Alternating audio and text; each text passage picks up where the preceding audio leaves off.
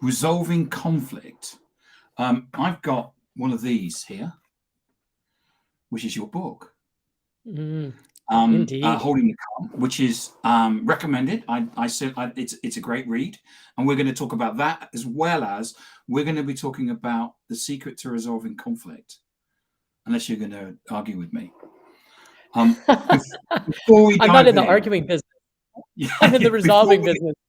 Before we get into the conversation, where can people find you? So the website is Holding the Calm, and that's CALM, holdingthecalm.com. And I got all kinds of free stuff on there, podcasts, webinars. I do these 1-minute tips on how to resolve, the holiday dinner with that, ugly, nasty uncle or nasty sister-in-law. And what do you do and how do you do it? All the way up to, I work for Fortune 100 international giant conglomerates on solving billion-dollar disputes. And it's just the same as that nasty, holiday dinner table or two roommates fighting over whose cat peed on the rug.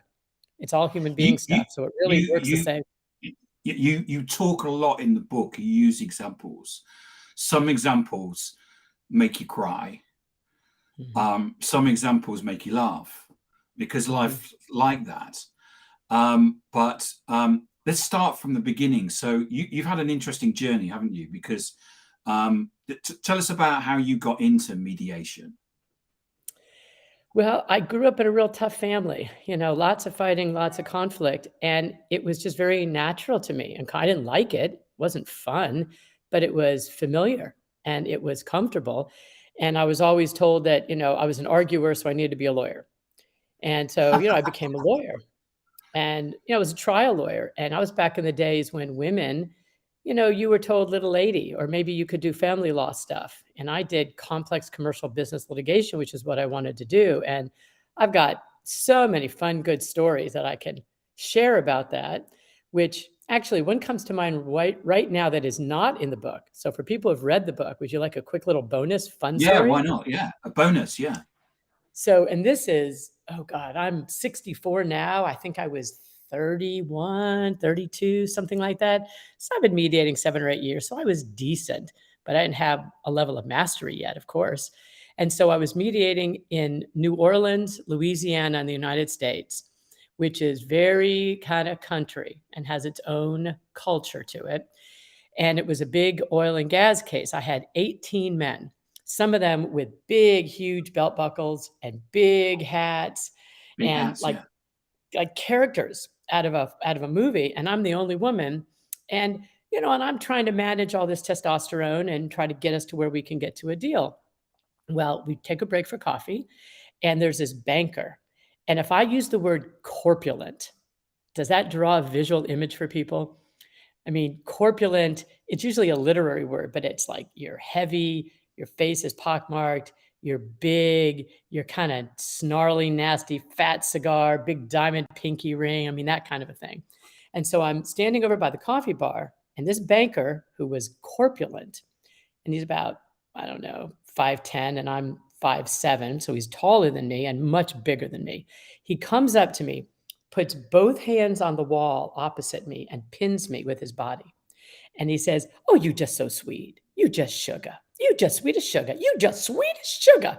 And I noticed 17 other men in the room freeze and watch. No one rescued me. No one came in and said, "Hey, dude, what are you doing? Stop that." They all just watched. And I knew in that instant how I handled that was whether or not I was going to get this case done or not, how I could, do it. And it wasn't something I had pre-prepared. But, if you had $1 for every time you said the right thing at the right time, it would be like, yay. So I just looked at him and I knew I had to be tough, but not too tough because I'd alienate everyone. I whacked him hard in the shoulder, but in a playful way. And I said, "Oh, aren't you just sweet? I'm just an old broad with stretch marks." His face fell.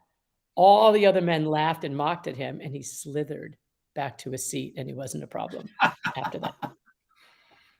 So chapter 1 in the book is speak into the ears that are hearing you. Yes. And we don't do that. We do whatever we do. This is just me. And this is just how we do it. As opposed to, whoa, wait a minute. You talking to an introvert or an extrovert? You're talking to a kinesthetic learner, a visual learner, an auditory learner. What are you doing? And by learning how to do that, you make your effectiveness really high. And I've learned that in the 30 years, I've been 35 years. I've been doing this. I read every neuroscience book I can get my hands on. I watch every lecture I can. I had a lot of my own pain and misery, so I had a lot of therapy, which is why some of the stories in the book, are about other people. I mean, it's because real life is bumpy. Real life has trauma and Real life tragedy. is. There's one story that you tell in the book where if a tear doesn't come to your eye. You're talking about the postal boy? Yeah. Yes. Yeah.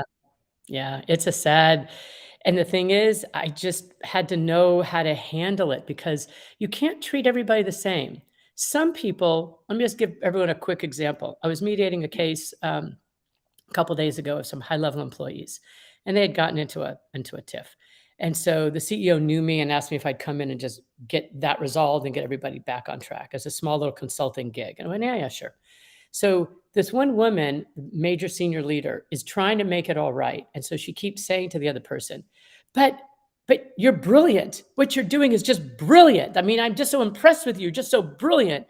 And I look at the other woman and she's shriveling. And so I stopped her and I said, I know you think you're validating, but look at her face. She's scared. It's making it worse for her.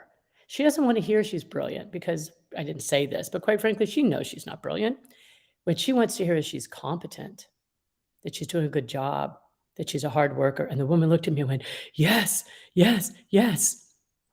And we don't realize, because we do what we want. We do what we wish you would do to us.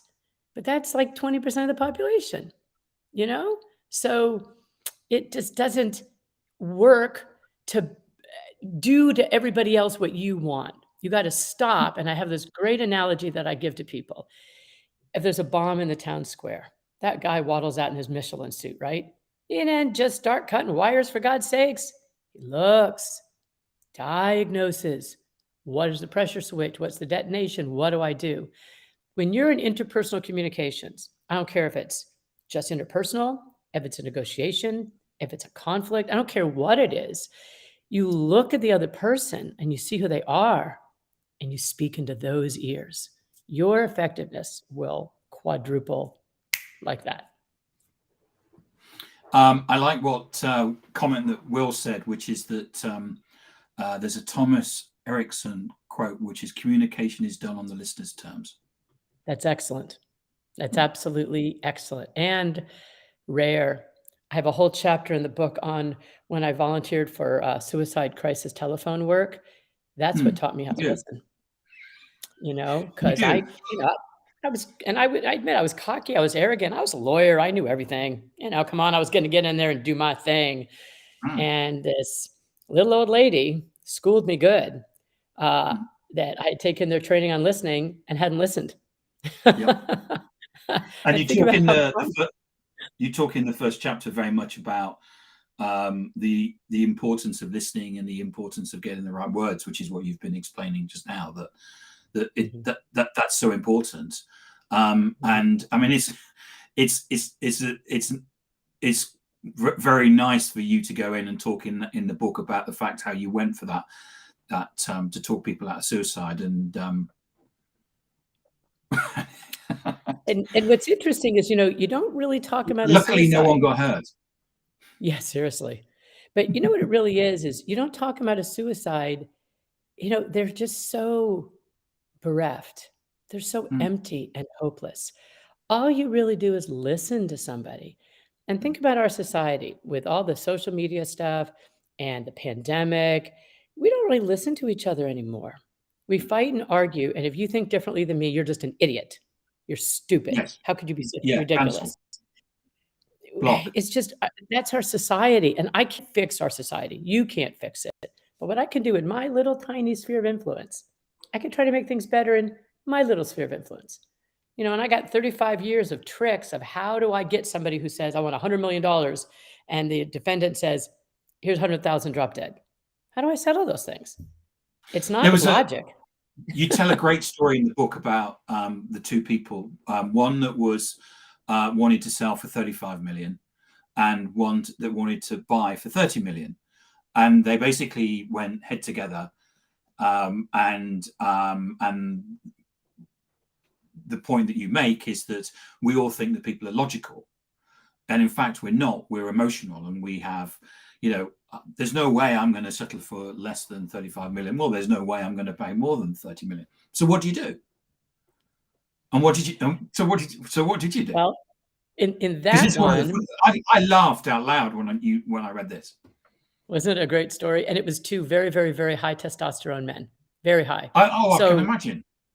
And you don't say to somebody, let's be reasonable, let's listen to each other, let's talk. No, there's no win-win to the Super Bowl or to the World Cup. It's winners and losers. Yeah. And it's it's well known that the worst thing that you can say to somebody to wind them up is calm down. Exactly right. Isn't that interesting? It's fascinating. And the reason behind that is because it makes you feel powerless.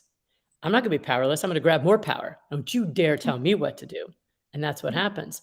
So the first thing I did was I used humor. I started laughing. And so I looked at them and I said, you know what we're going to do? We're going to do this Indiana Jones style. We're going to line up shot glasses of cheap tequila. And the last one standing gets that extra 5 mil. And they look at me shocked. And then I say, no. You know what we could do? We can arm wrestle for it. And I just kept making up more and more crazy things. So they're laughing. They have to laugh. And then finally I said, you know what? This is all a crapshoot anyway. It's all a gamble anyway. And I took a coin out of my pocket and I said, we're going to flip for it. And I didn't give them a chance to argue with me. I just flipped it.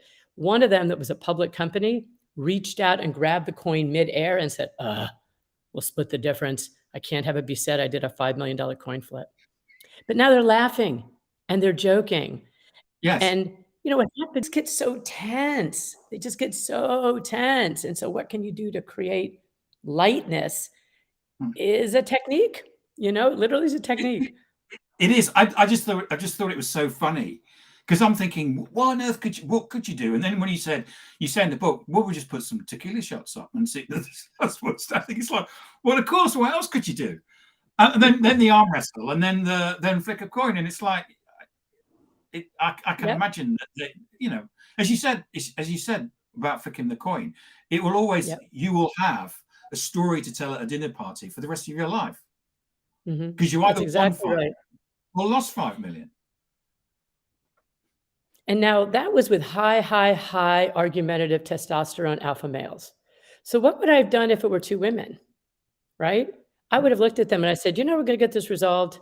I'm calling the Elizabeth Eden spa, or I'm going to call the Ritz-Carlton spa, and we're going to take a break and we're all going to go together. They would look at me like I was nuts. Like I was absolutely crazy. I would come up with whatever things I could do to get them to laugh and lighten the mood. And then, okay, we can back off a little bit because one of the things that's so interesting that I talk about too is there's a guy named Daniel Kahneman and I love William, those are good comments. Daniel Kahneman was a psychologist, but he won a Nobel Prize in economics by proving that Adam Smith's rational man did not exist. And that model had dominated economics for century, at least a century, I think. And what he was able to prove both psychologically and mathematically is that the vast majority of people don't want to win. They want to not lose. Yeah.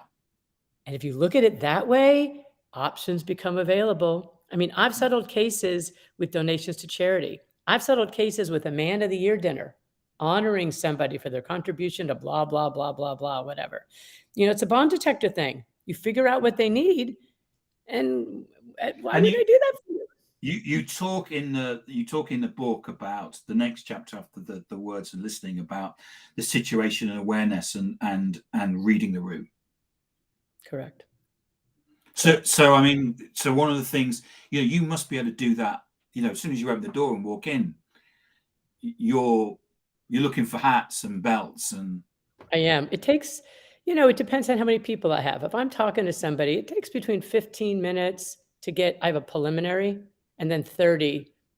I know what somebody needs. Now in social situations, I don't do that. I have a cocktail like everybody else and just sit and schmooze and talk about whatever the day's, whatever's happening. But when I'm working, this is a craft, this is a job. And so it's the same thing. And that's the reason I wrote this book, is so that we have, that's good. Thinking fast and slow is good too. But is to basically give people tools that are battle tested. These actually work in real life things. And they'll work with the CEO, they'll work with the director of HR, and they'll work with your idiot sister-in-law. It's amazing.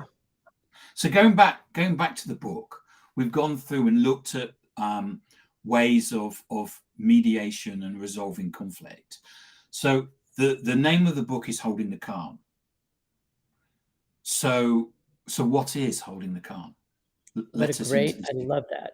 I love that you asked me that. When I wrote the book, it had a different title, and we played around with different titles. And my editor asked me, he said, "What is your secret for what you do?" Because I get stuff done. And I said, "I hold the calm." And he said, "Ooh, what's that?" And I had never really articulated it. And I had to when I wrote the book. It was just something that I did. And what happens is we all have amygdalas. We have the fear and negativity center in our brain that pushes us in a fight, flight, or freeze responses. And what happens when that sucker's triggered in a nanosecond, you're not thinking. Your prefrontal cortex, which is up behind the forehead, isn't thinking. That's not what's happening. So you need a pause. Like I think William said, you need a pause. He did, yeah. But how do you need a pause? People say, take deep breaths. But you know what? That doesn't work. Everyone says to do it, but think about your own conflict situation. It actually doesn't work. It makes you more tense and stressed because I got to do something here and you're making me wait. So what I've been telling people, and what actually weirdly works, is you need a mantra. Mine happens to be holding the calm. Choose mine, choose others, and you trigger me somehow. I don't know what it is, what you did, what happened. Is it in me? Is it in you? I don't know. You triggered me. So I recognize I'm triggered. So I will say to myself, I'm holding the calm. I'm holding the calm. I'm holding the calm. And the reason why we did holding as opposed to hold is that the worst thing to the amygdala, and when it's triggered, is feeling powerless. So what do? I give myself some power. I am holding the calm. I got tools. I got approaches. I've got options here. And that gives me a 2 or 3 second space to where now I can say to the other person, how about if we do a do-over? I don't think that came out right.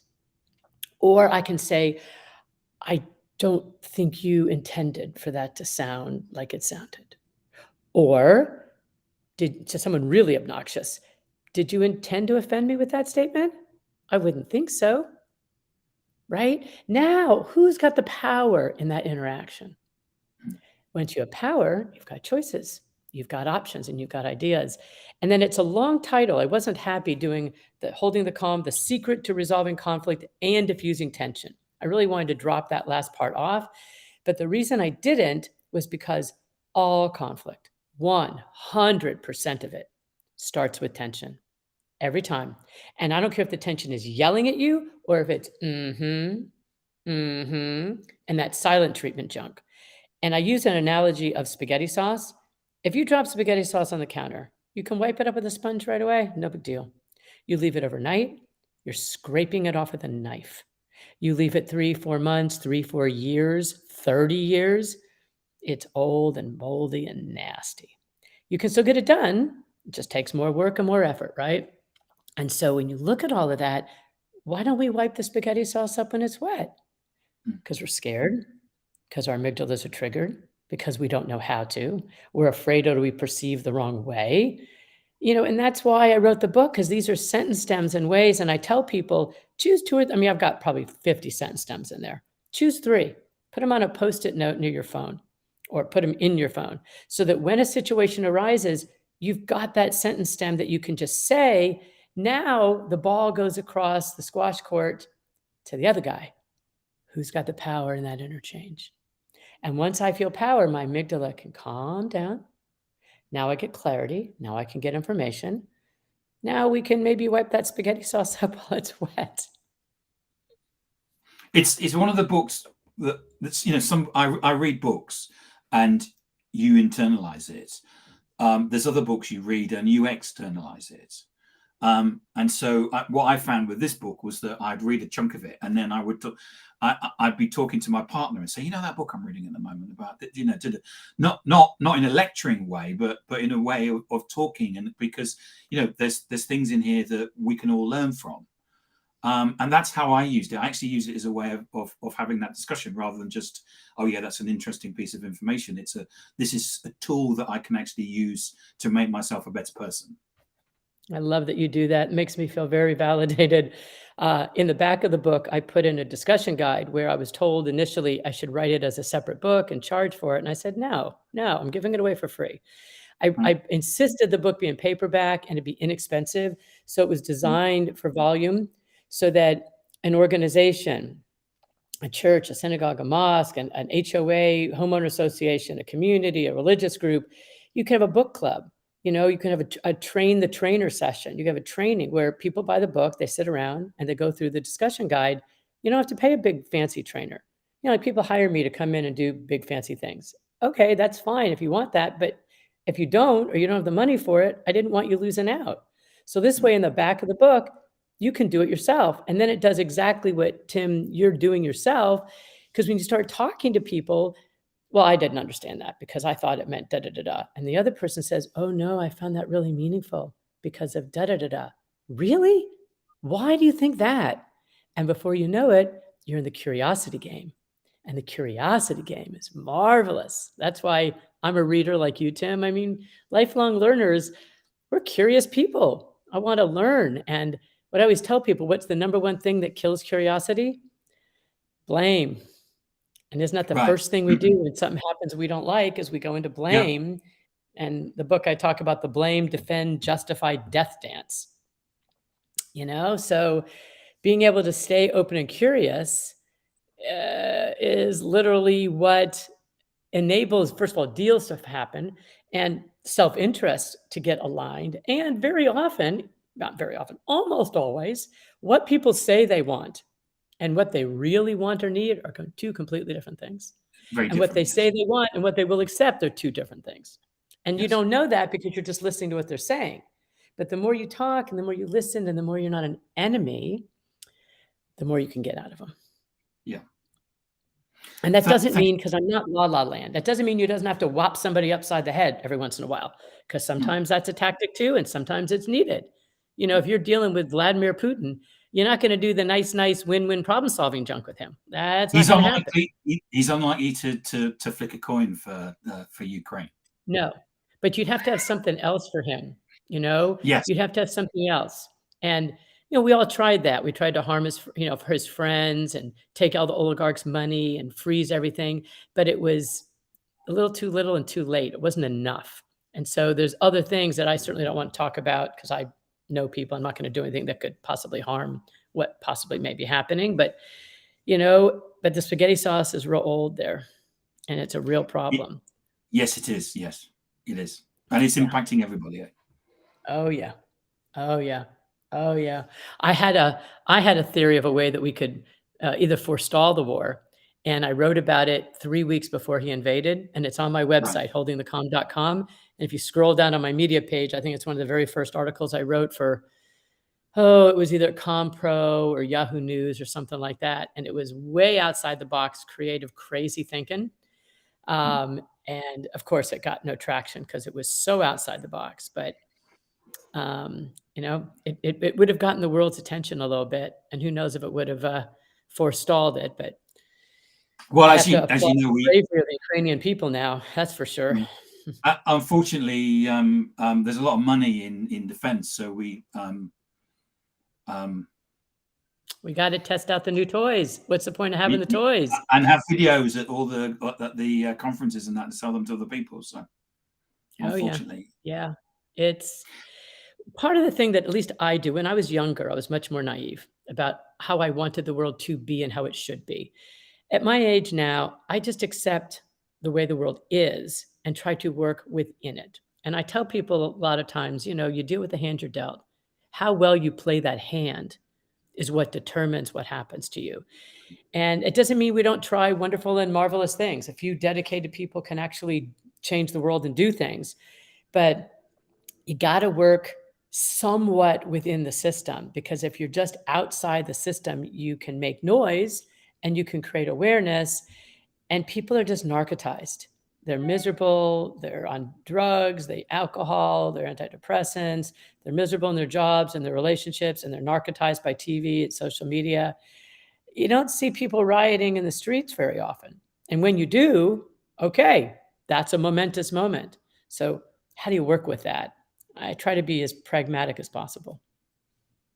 Thank you so much for coming in today and talking about your book, Holding the Calm. The Secret to Resolving Conflict and Diffusing Tension. I enjoyed it, and I've explained why I enjoy it. It's available on Amazon, isn't it? Amazon and everywhere where books are sold. I've Where just you been get the told book. it's being, yeah, anywhere, any bookstore, I think, but I know Amazon sells it. I'm not sure in the UK, but I know it's available everywhere. And I've just been told it's being translated into Chinese. So that's Oh, wow, fantastic. kind of, I had a friend wrote me and said, Hesha, please get the Chinese to calm down. maybe you've reconciled the you're trying to reconcile the Russians. Now it's down to reconciling the Chinese. The Chinese have a longer worldview. Russians are very impatient. They want to do things quickly. And I'm really sorry, but I just quoted Monty Python. Sorry about that. You probably wouldn't have noticed. It was a Monty Python. But I'm glad you did. Yeah. For those of us of our generation that will remember that. But the Chinese have a 100-year view. So it has to be handled very differently. They're not impatient. And when people are impatient, you can push a deal because they want it. When people are patient, it has to be much more structured, stick by stick by stick. So thank you so much again for coming in today and talking about the book. My pleasure. And I'll see you on social. I so look forward to it. This is marvelous, Tim. Nice to meet you. And thank you, everyone, for listening. And thank you for all the thanks, Will, Andrew.